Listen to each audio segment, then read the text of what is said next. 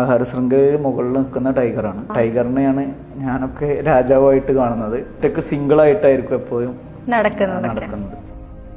ലോകത്തിൽ 2 സ്ഥലങ്ങളിൽ മാത്രമാണ് സിംഹങ്ങളുള്ളത്. അത് ഒന്ന് ഇന്ത്യയിലുള്ള ഗുജറാത്തിലെ ഗീർ വനത്തിലാണ് ഉള്ളത്.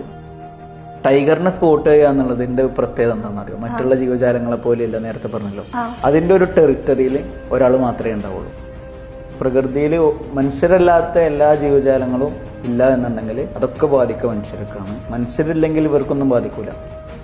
കുറച്ചു നാൾ മുന്നേ ഒരു ആനക്കുട്ടി ഭയങ്കര ഫേമസ് ആയിട്ടുണ്ടായിരുന്നു. അരിക്കൊമ്പൻ നാട്ടിലിറങ്ങുന്നു അല്ലെ, ഭയങ്കര ഫാൻ ബേസും ഉണ്ടായിരുന്നു ആൾക്ക്.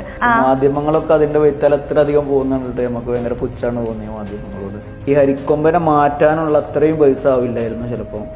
ഇവർക്ക് പുനരധിവാസം ചെയ്യാൻ വേണ്ടിട്ട് അത്ര പൈസ ആവില്ലായിരുന്നു എന്നാണ് ഞാൻ മനസ്സിലാക്കുന്നത്. ഒരുപാട് കോടി രൂപ ചെലവാക്കിയിട്ടൊക്കെയാണ് ഹരിക്കൊമ്പനെ ഇവിടെ നിന്ന് നാട് കടത്താൻ ചെയ്തത്.